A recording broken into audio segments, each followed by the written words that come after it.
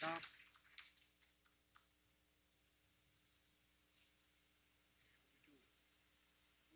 Sure, I guess it's yours.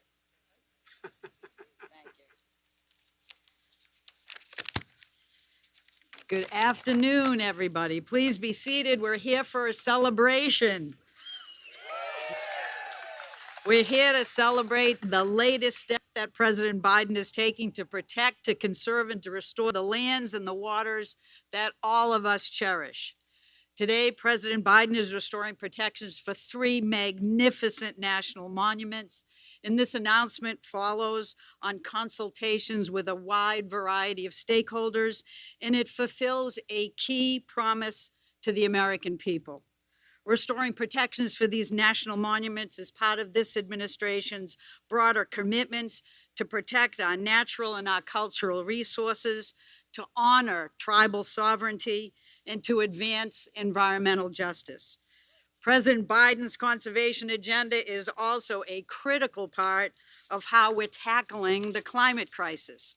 By protecting our ecosystems, we strengthen the power of our soils, our grasses, and our trees to trap carbon pollution.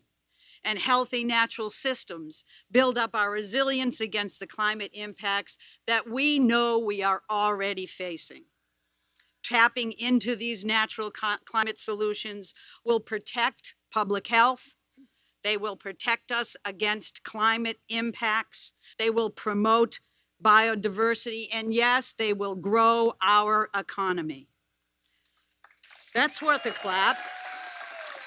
That's why President Biden, through his Build Back agenda, has also proposed creating, are you ready for it? A new civilian climate corps, which will partner with our unions in putting to work a new generation that looks like America, receiving good benefits and good pay, to restore the health of our public lands, our coasts, our waters, and our forests, and to advance environmental justice and help communities to better prepare for the impacts of a changing climate.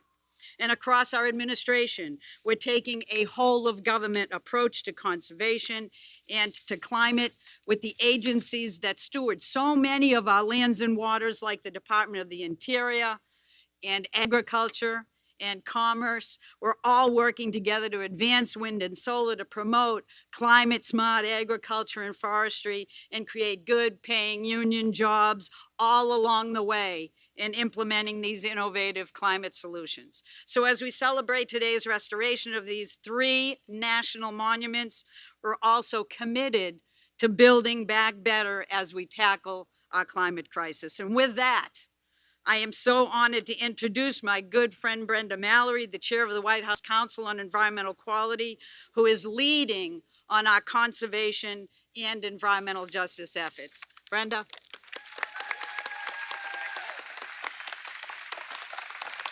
Thank you, Gina. It is so great to see all of you in person. I can't tell you how exciting it is to be in person on this day and this event. I want to welcome you to the White House. And I also want to thank you, each and every one of you, from tribal leaders to business leaders to conservation leaders to hunters, anglers, climbers, scientists, educators, and millions of American people. Thank you for speaking up. Thank you for standing up and for fighting to keep a simple but sacred promise that in America, when we protect a place as a national monument, it is to be protected for all time, for all people.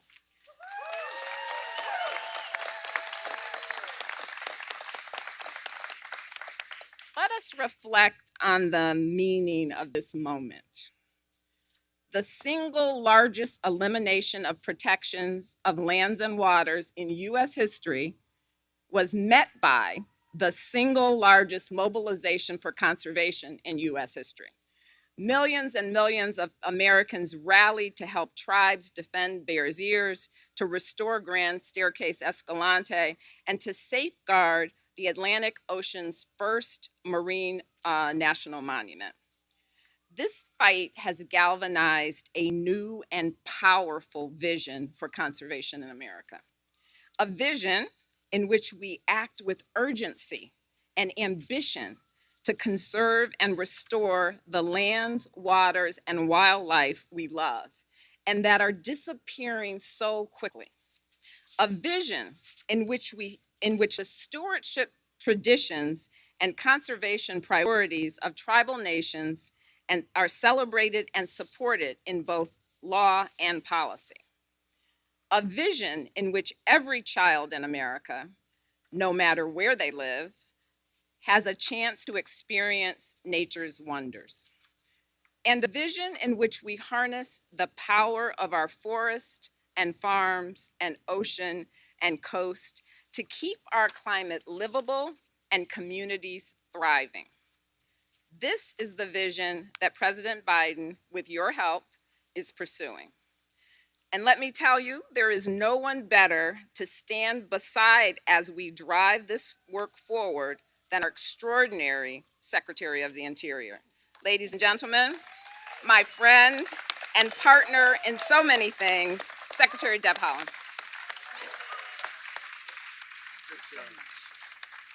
Thank you. Good afternoon, everyone. Before I start, I just have to say that I have the best team at DOI, and I'm so grateful for all of you, so thank you. Thank you. And thank you, Brenda. Thank you for your introduction. We are here today on the ancestral homelands of the Anacostan and Piscataway people, bending the arc of the moral universe toward justice. Thank you, Mr. President, for the profound action you are taking today to permanently protect the homelands of our ancestors. Our songs, our languages, and our cultures are strong, and many people from many Indian tribes have sung and spoken in unison to protect this sacred place. Bears Ears is a living landscape. When I've been there, I've felt the warmth and joy of ancestors who've cared for this special place since time immemorial. It's a place where you can stand in the doorway of a home where a family who lived thousands of years ago left behind a legacy of love and conservation for a place that sustained them for countless generations. Stories of existence, celebration, survival, and reverence are etched into the sandstone canyon walls. Sacred sites are dotted across the desert mesas. Cultural heritage in the form of ancient pots, arrowheads, clothing, seeds, and evidence of lives well lived are as inseparable from Bears Ears as the air we breathe at this moment. Today, children learn and sustain from their parents and elders the songs, traditions, and ceremonies that have been passed down from generation to generation at Bears Ears. This is a place that must be protected in perpetuity for every American and every child of the world.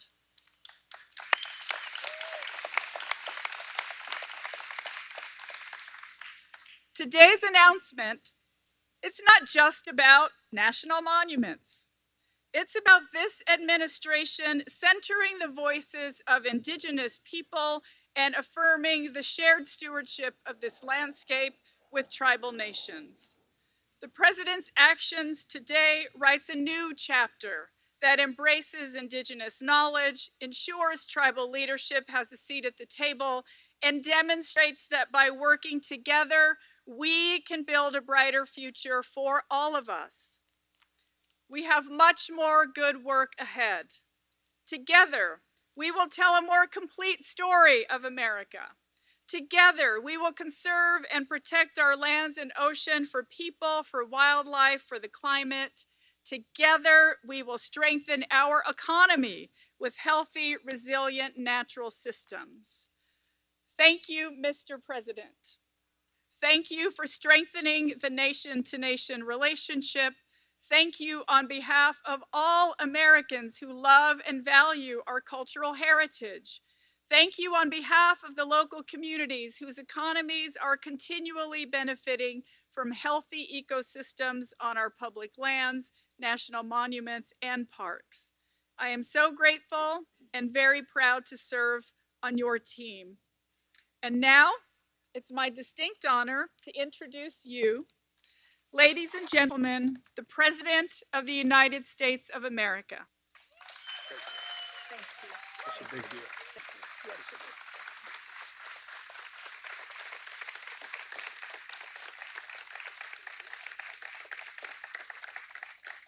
Good afternoon.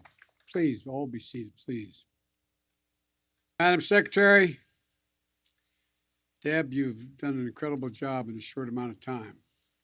And I told you when I asked you to be Secretary of Interior that I understood I was politically raised by Danny Inouye, Indian nations. And I want to thank all the leaders that are here today for your support, for your help getting this done. And it's really, really important. And I want to thank Brenda, Council of Economic Quality, Environmental Quality, and Gina McCarthy. If you need any translation, talk to me. Gina, you're the best. You're the best. And I want you to know, although he didn't speak today, I want to thank my buddy Tom Vilsack, Secretary of Agriculture, being here today because he's about preservation. And Maria, Senator Cantwell, thank you for your really hard, consistent, unrelenting work on these issues.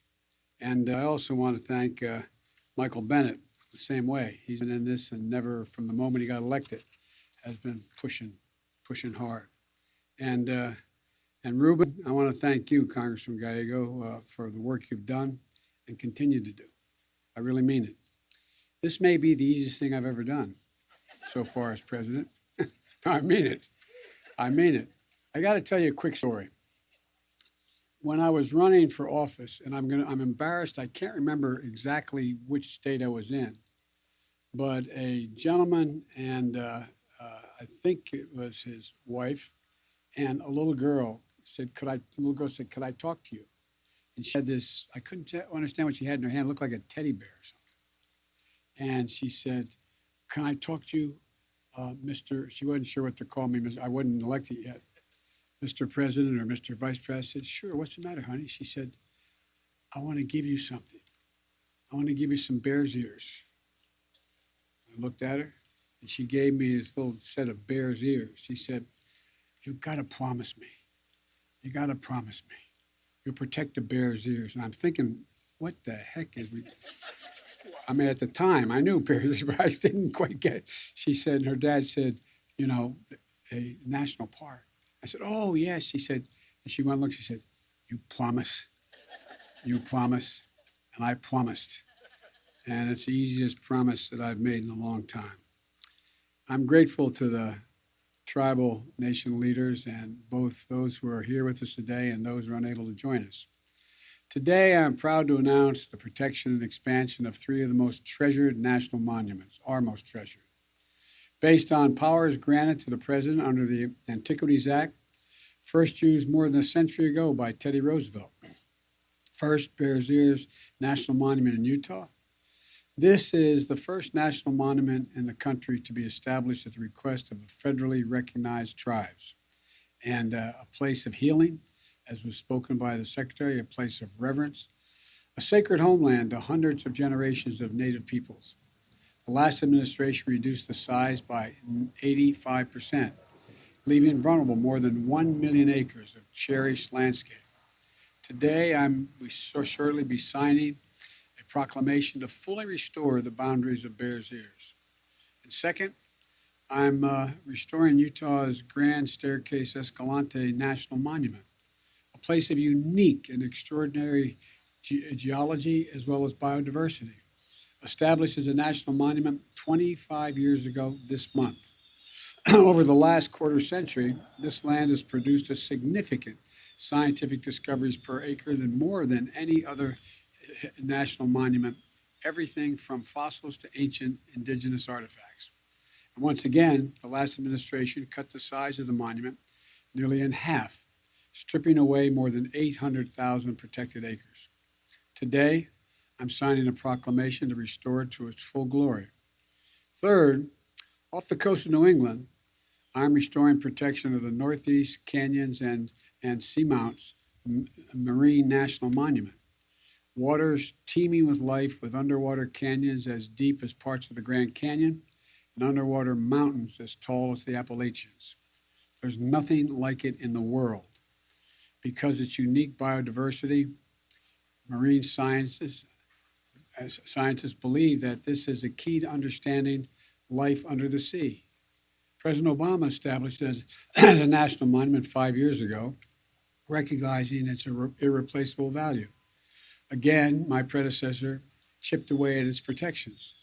The proclamation I'll be signing today is going to restore protections established by President Obama when this monument was first created. Excuse me. The protection of public lands must not become, I should say, a pendulum that swings back and forth depending on who's in public office. It's not a partisan issue.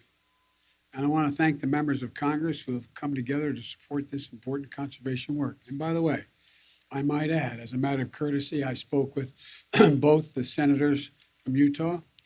They didn't agree with what I was doing, but they were gracious and polite about it, and I appreciate that as well. The truth is, national monuments and parks are part of the identity as our identity as a people. There are more than natural wonders. They're the birthright we pass from generation to generation, a birthright of every American. And preserving them is the fulfillment of a promise to our children and all those who will come to leave this world a little better than we found it. But today, our children are 3 times more likely to see climate disasters uproot and unsettle their lives than their grandparents' generation. We have to come together and understand why this work is so critical. When we protect and care for a forest, we're not just preserving the majesty of nature. We're safeguarding water sources and lessening the impact of fires. The impact of fires. We're protecting wetlands. We're not only saving birds and fish and the livelihoods of people who depend on them, we're also shoring up the natural defenses to absorb the fury of hurricanes and superstorms.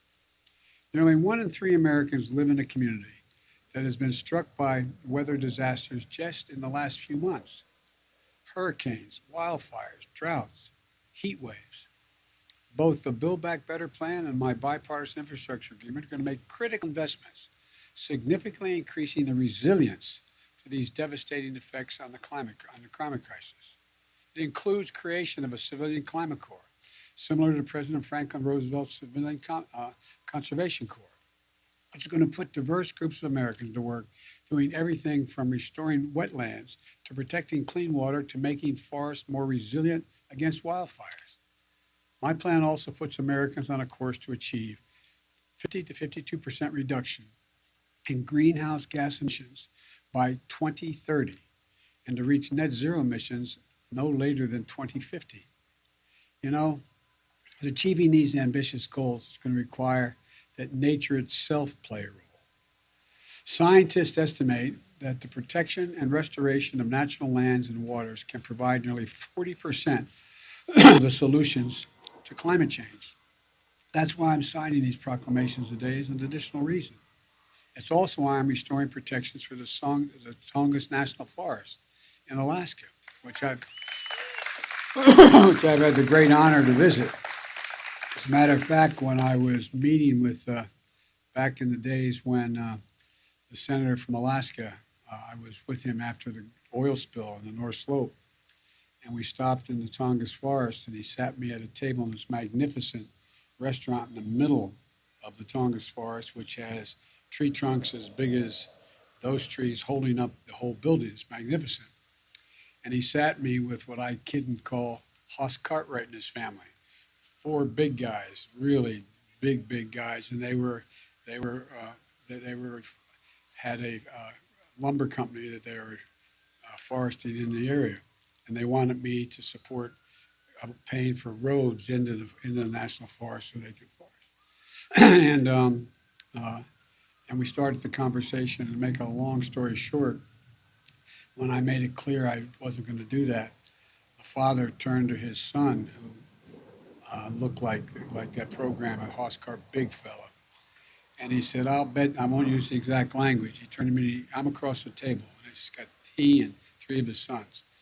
And he said, I'll bet this so-and-so, referring to me, and expletive deleted, doesn't realize he's closer to Lexington, Kentucky today than he was when he just flew off the North Slope. And it made the point to me. Alaska's pretty big. There's an awful lot we need to protect. But that's why I'm working to protect Bristol Bay from mining operations that would threaten one of the world's largest salmon runs. That's why I'm refusing to sell out the Arctic National Wildlife Reserve to oil and gas drilling. These protections provide a bridge to our past, but they also build a bridge to a safer, more sustainable future, one where we strengthen our economy and pass on a healthy planet to our children and our grandchildren. Let me close with this. Edward Abbey, a writer who once worked as a ranger at the Arches National Park in Utah, wrote, and I quote, "This is the most beautiful place on earth. There are many such places. Every man, every woman carries in heart and mind the image of the ideal place, the one true home, known or unknown, actual or visionary." End of quote. Folks, that's the United States of America. That's America, a country we all share together, a country that we must protect together. And this is just one more step in doing what other presidents have done, starting with Teddy Roosevelt. And I'm now going to sign these proclamations and thank you all. Thank you all for your support. Thank you. Come on, guys.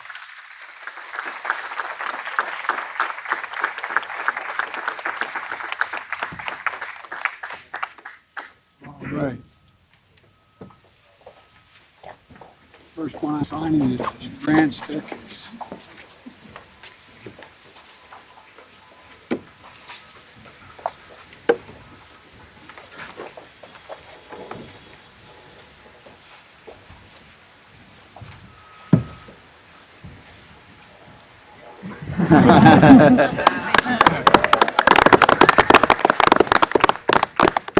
All right. The second one I'm signing is the Bear's Ears. Yes. I wish I could remember that little girl's name. I hope she's watching. Hope she's watching. Thank you for signing this, President. It's important. You guys know it better than anybody.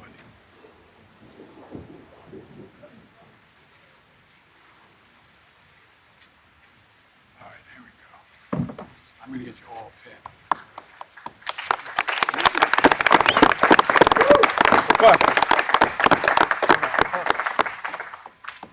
And the third one I'm signing is the Northeast Canyons and Seamounts Marine National Monument. I'm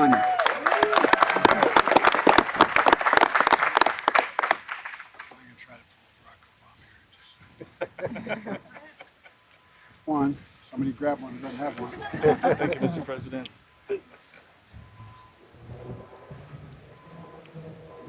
Next one.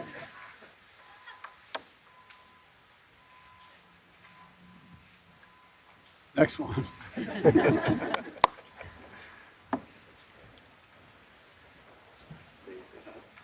Next one. I'm going to do the same back home, Mr. President. Thank you. Next one. I'm gonna start adding middle names.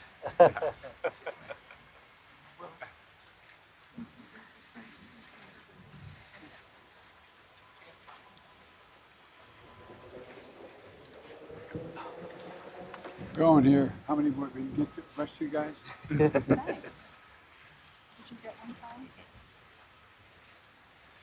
Put a PS there. Yeah. P.S. more to come. Yeah, exactly. Okay, 2 more.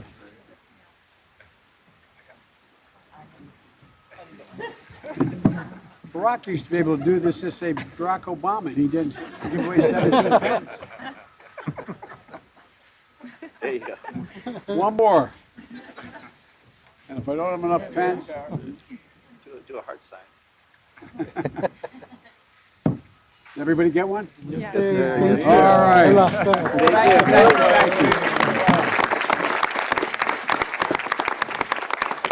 Thank you all very much.